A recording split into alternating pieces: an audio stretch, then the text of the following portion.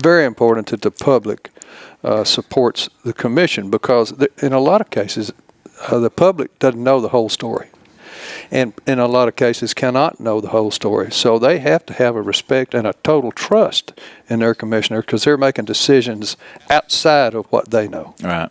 So well, that's why I couldn't do it.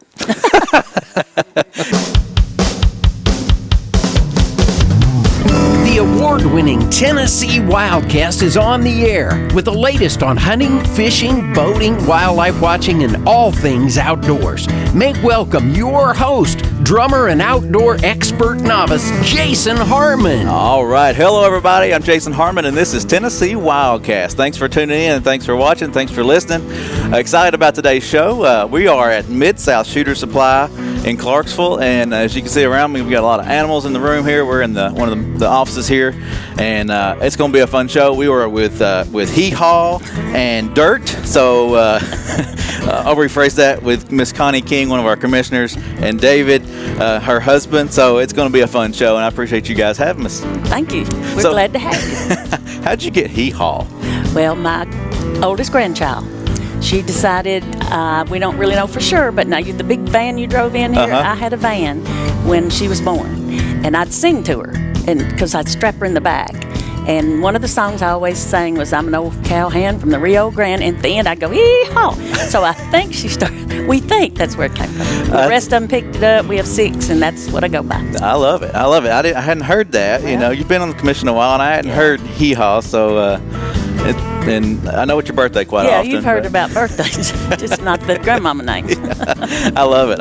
And Dirt, yes, I appreciate you being with us. Thank you for coming on. Well, today. I didn't know I was going to be here, but I'm glad you got me. It looks like we're going to have a lot of fun, actually. We're going to always have fun. That's what WildCast is about. I know you're a hoot, and you love to have fun. So the truth of the matter is, the reason my mother hated me, that's why they call me Dirt. Oh, it's not true.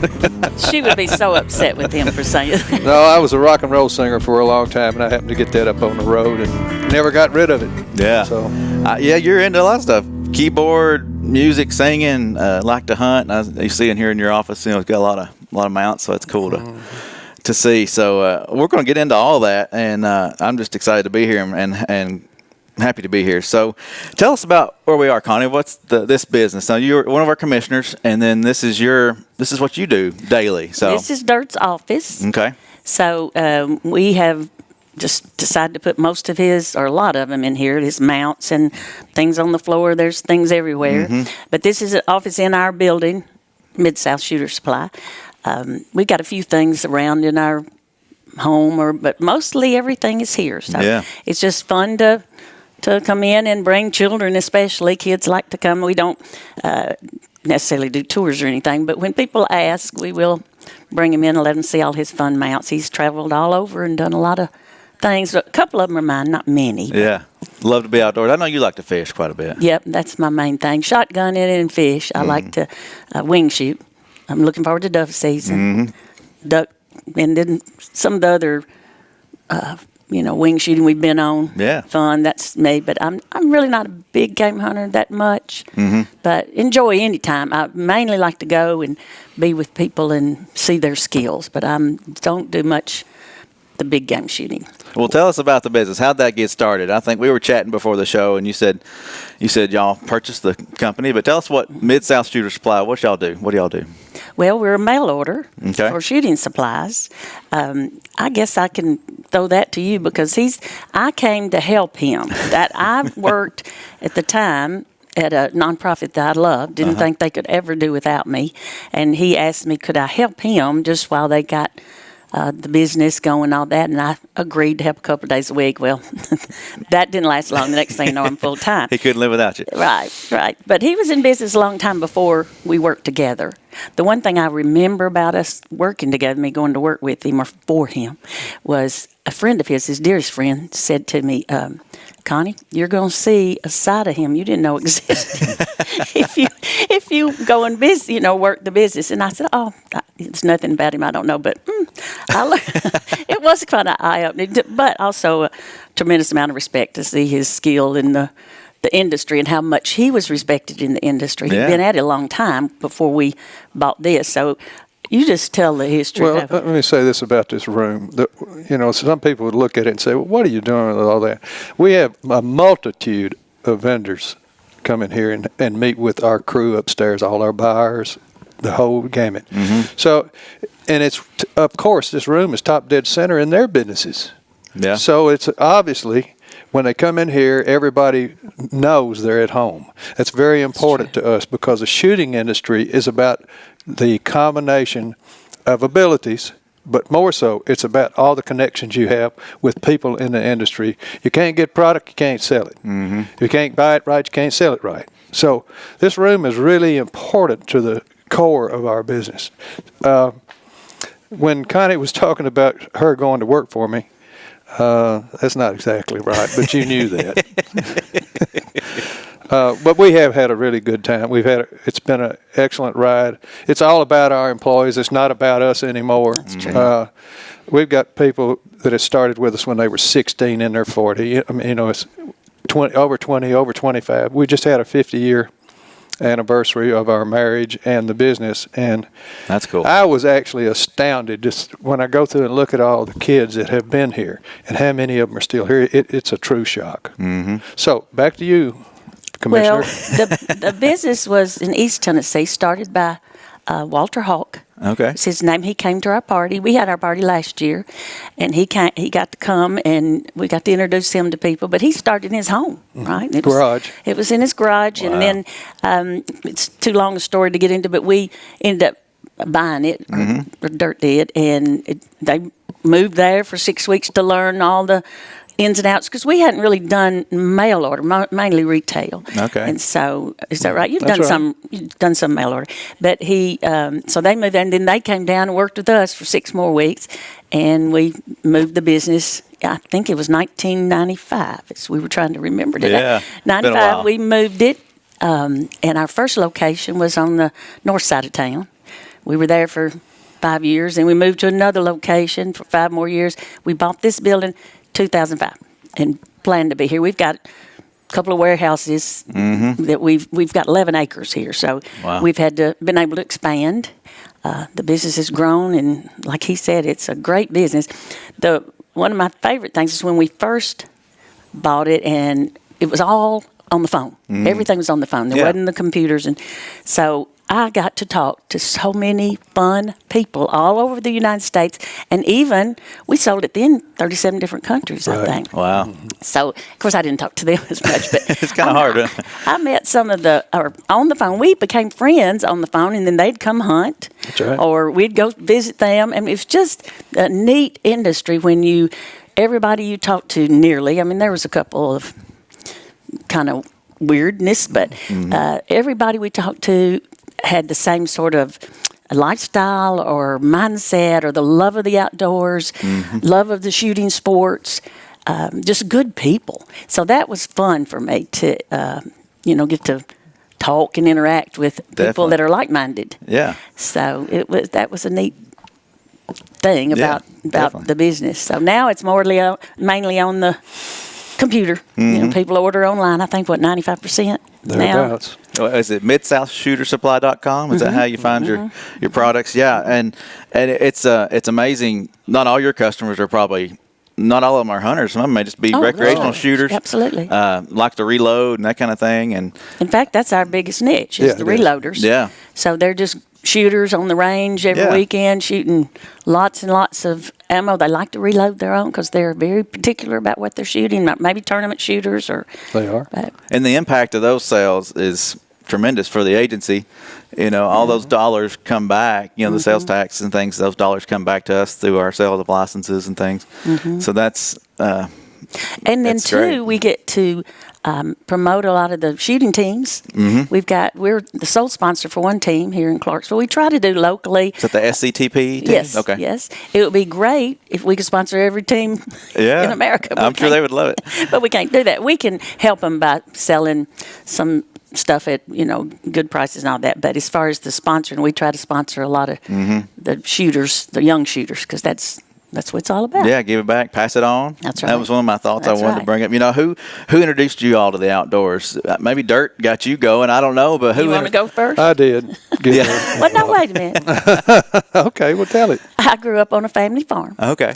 Three girls. There's three of us. I was All the right. middle sister. My older sister, it's only a couple of years older than I. We rode our bikes all around our farm and pond fished Okay. for brim. We would use grasshoppers or dig worms, and we caught brim, and then we'd shoot our BB guns and that sort of thing. My dad did quail hunt, but he'd pack me. I couldn't hardly keep Yeah. up.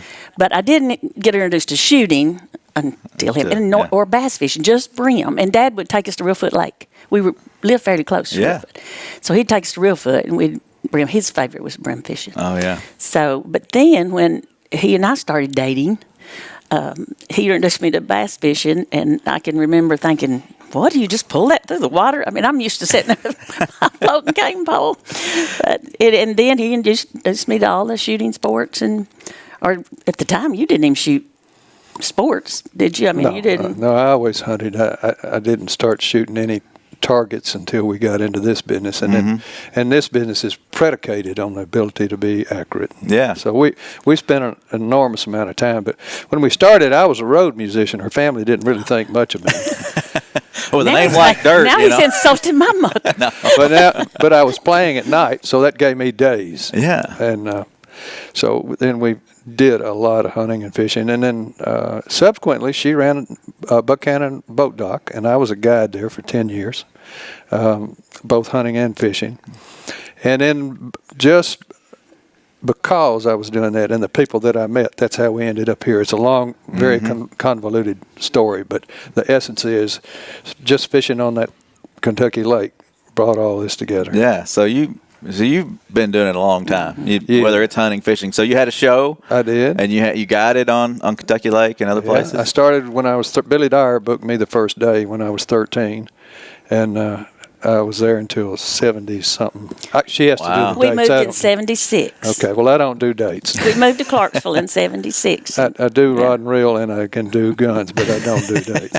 So it's been a really fun ride. I don't know how many countries we've done shows in or we've been hunting in now, but it's lots. Wow. Most of Europe, of course, Australia, New Zealand, Alaska, not everywhere around. It's been a real trip. And Well, I think when he first started guiding at Kentucky Lake, he would guide during the day and play music in Nashville. And then it was a long way from there because we didn't have the interstate or anything. But I would drive him on Fridays or Saturdays if he played, wherever he played. I would drive him so he could do his gig and then sleep on the way back home so that he could fish the next morning. the next morning, We did that until we didn't have children, of course. You can do those things. So. And when one of the nights got so long, we were playing at Woodmont Country Club, and she was our female singer for that. There you go. So she gets me back to the dock, and my people are already on the dock waiting for me. Well, my favorite thing was to get a Coca-Cola or a Pepsi or something and a Twinkie. Well, I was so tired, I was walking down the hill at Buchanan's. I had that Twinkie in my mouth, walked right off the end of the dock, right out into the river. Can you imagine what his people thought? Oh, This is like- man. But they went fishing. They got in the boat with They me. did. What are we getting into? Well, that's we talked about passing it on and things. So you've been passing on this tradition for a while with your guiding and things like that, and then now you've got kids and you're introducing them. Well, you had kids a while back, and now they got grandkids, Yeah. and you're passing this on the They're legacy of good the shooters. outdoors. They're Yeah. good shooters. Yeah, they're in the shooting sports. Now, of course, 3 college students now, and 3 that are in, 2 middle school, 1 grammar school. But they're learning, and Yeah. the older ones, of course, have been shooting and hunting with us some. Well, and the youngest one got a really nice deer. Yeah. I think it's 11 point, but Wow. Well- it's a good deer too. It just wasn't 11 points. Well, Weston did his 10. Yeah, that's right, They Weston. all shot big deer first, and it was not. It was like it doesn't always work. They're this way. ruined, yeah. It's Yeah. like, oh man, it took a while before I killed a decent Yeah. deer. So it's a Well, sport. when you think about that, Jason, if you can see these 3 deer behind us, they came from LBL. Yeah, that was the Years first year ago. LBL on the right. Wow. So probably about 76, we decided to say, about 78 probably, Whenever it opened. which then it was a magnificent thing if anybody killed a deer, period. Everybody rushed. We lived at Buchanan's at the time, And it was just amazing. So when he came home with that first one that year, everybody came from miles around to see it. And, you just think of the difference now of how that it's was then and now with your changed deer. a lot. Yeah. Well, yeah. Tennessee with the new world record non-typical, I mean, the game has changed. Tennessee is becoming a destination for Right. many things. I mean, we've got turkey, we've got deer. Right. It's amazing. Yeah, it's a great place to live. Yeah, TWR has done an incredible job. The turkey situation is just off the wall great. Yeah, there's so many. But, Yeah. well, tell us about why you wanted to be a commissioner, Miss Connie. Well, okay, this is a kind of a different story. Sure. I didn't.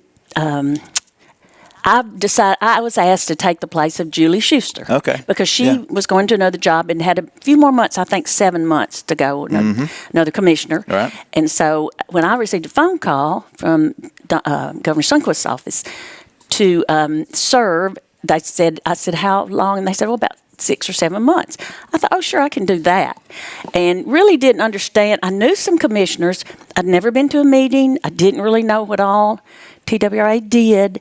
I just know I loved the outdoors and had learned a lot in business and thought, okay, maybe I can contribute a little bit. Definitely. So when I went to my first meeting, I mean, I didn't get orientation at that time.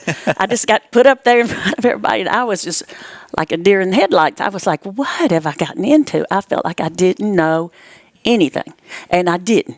Truth was, I didn't. Yeah. So I sat there quietly for about the first 2 years and listened and learned. And then they finally got to send me through some orientation with the newer Sure. commissioners came on. So you months signed later. on another 5 years, 6 years, whatever. Six. It was? Yeah. 6. I was asking, and I wasn't going to stay, truthfully, because he and I just got started where we were getting to travel and do a lot of things together. We had young people taking this over, and I didn't think I was going to do it. But then after I had been on those 6 months, I realized how long it takes to learn. I'm thinking just now where I could get a little maybe input. And so I didn't think it was fair to the agency either to have to go find somebody else, put them through all that confirmation. You have to go through all that stuff. Yeah. I thought, okay, I'll accept another appointment if they choose to give me one. I didn't know it was going to be 6 years. I thought maybe another 2 or 3. Yeah. But that has gone so fast. That was 2014. And look here, Yeah. it's like I'm off. I rotate off in February of 21.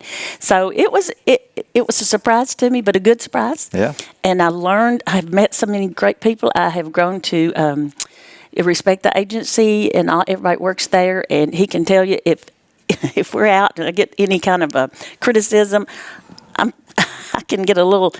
Oh, my. It upsets me a little bit Yeah, when I hear some criticism. It's not fair. Yeah, it's a little different when you're in it all Yeah. day long. You know the behind the Yeah, scenes and things yeah. that are going on, and it's you gain this love and this passion for what we're trying to do for the sportsmen and women of Tennessee. And One of the favorite things I got to do as a commissioner, my sister is a science teacher, and she asked if I would come speak in 6th grade science. Or gave me the whole day in every class. Wow. And Don King provided me with that video. Oh, that I yeah, have. yeah. It was so good. And I used that and just were able to, she wanted me to tell them about our agency that does good for the environment, because they were studying in science how we as humans are such a detriment yeah, to the earth. And she said, I think they need a different perspective. So she asked me to come. It was so fun, and the kids were so receptive and just wanted to hear stuff and they were real involved. And I thought we need more of that to say we are an agency, or we're people that are contributing to conservation, Right. and not constantly, being a detriment to it. So that was a fun thing. yeah.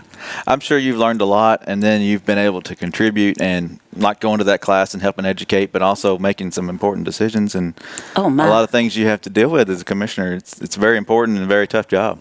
It's been team, that's for sure, because being able to talk about the CWD's new, it was Yeah. on since I've been on. The Asian carp became a huge issue.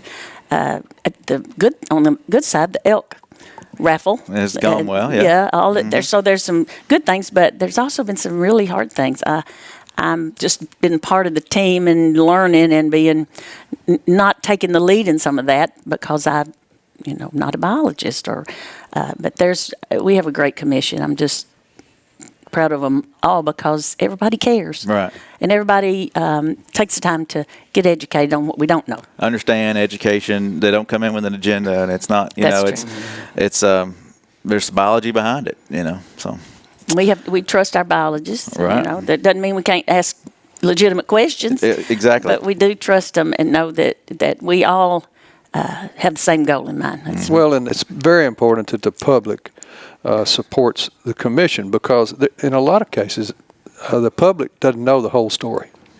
And in a lot of cases cannot know the whole story. So they have to have a respect and a total trust in their commissioner because they're making decisions outside of what they know. Right.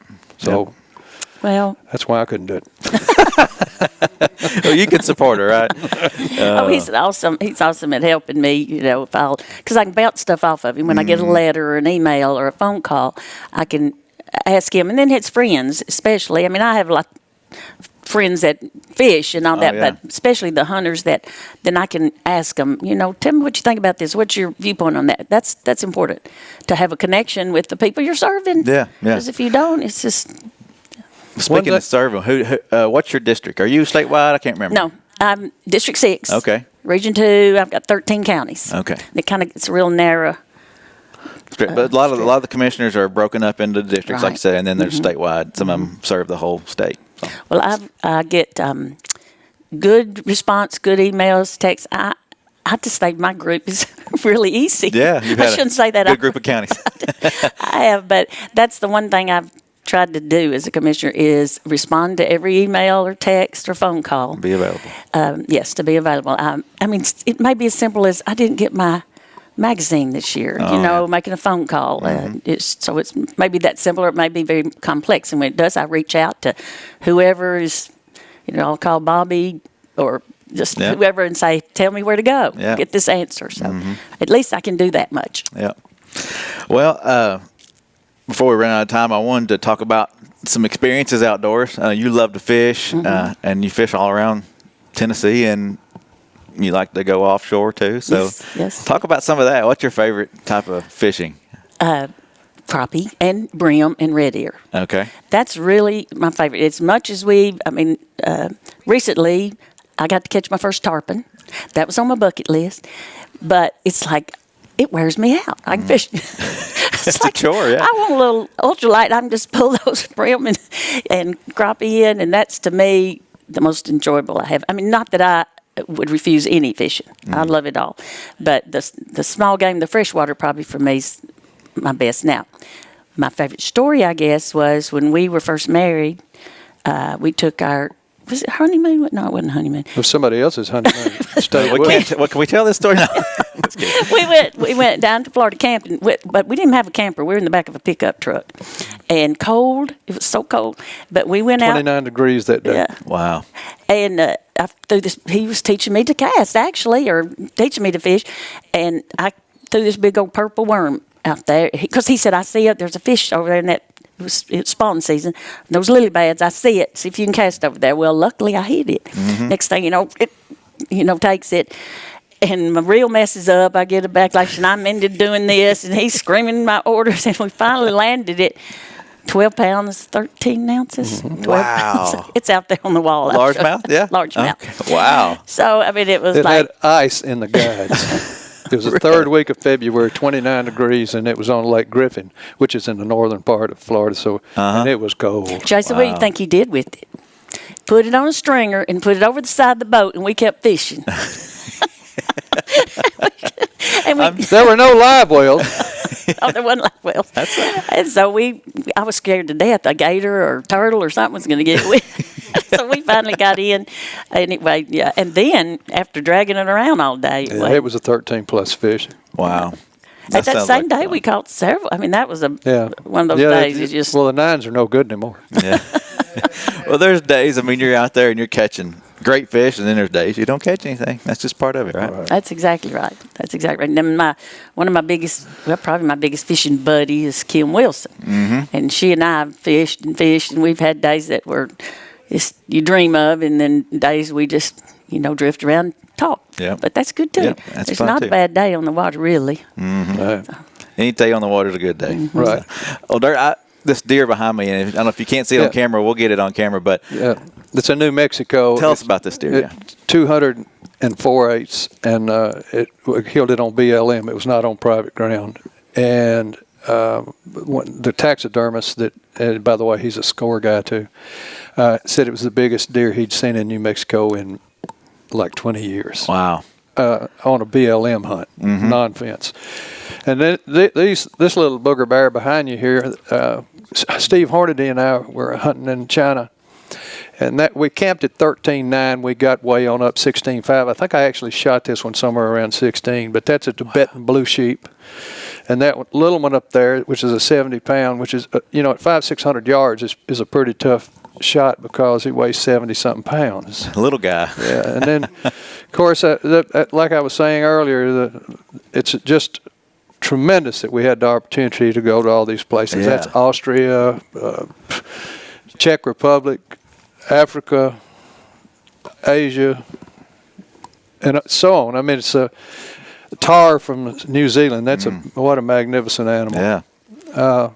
And that one just to the left of the tar is an ibex from Spain, and we were hunting where the Romans took their marble out of the wall. I was actually sitting on the marble. Wow. Yeah. Wow. And we got to bird hunt there too. Partridge Hunt. Yeah. That was quite an experience. Was it in a pear tree? It was, I felt like I was in a pear tree. It was weird how it was a, what they call them, a driven hunt. So there's people in front of you driving the birds to you, and you're shooting out there, and they're saying shoot, and you're thinking there's people out there. Just shoot up, right? It's like don't shoot the dog, don't shoot the They had person. these flags they're beating. I was just like, that was a little intimidating. Wow. Well, I'm sure you've got stories, all kinds of stories. This is amazing. Amazing that you got to go on all these trips and do these things. I mean, you've been blessed, and now you're Absolutely. being able to pass on the legacy of outdoors through the commission and through your operation here. And well, I appreciate having served on the commission. It's an experience that really taught me a lot, and I've met some great people. Yeah. Awesome people. Yeah, and happy birthday, by the way. Thank you, Jason. I'll have to there's a running joke on the commission, and they like to wish Miss Connie a happy birthday. That's true. All the time. It's funny, but anyway. It used to embarrass me, but not anymore. I like it. Well, this has been fun. I appreciate you guys letting us come to your place and talk and chat. And Well, we thank you. Yeah. You do a good job. well, thank you. We're just trying to get the word out and let people know what we're doing at the agency. And But you've had some Opportunities in interesting Tennessee. guests. Enjoyed. Keep it up. yeah. Keep it up. There's a lot Thank of you. people out there that we'd love to hear about. Yeah, well, we're going to do it. And if you got any ideas, send them my way. I'll be open to those. Thank y'all. Thank y'all for watching. Thanks for listening. Thanks for tuning in to Tennessee WildCast. And I want to thank Miss Hee Haw and Mr. Dirt here for joining me today. And we'll see you next time on Tennessee WildCast. Hey, man, it sounds like Tony Joe White. Thanks for tuning in. Stay connected with TWRA by visiting our website at tnwildlife.org and follow us on Facebook, Twitter, and Instagram. Hey, it's all about Tennessee wildlife. It's what we do. Tennessee WildCast will be on the air again next week. We'll see you then.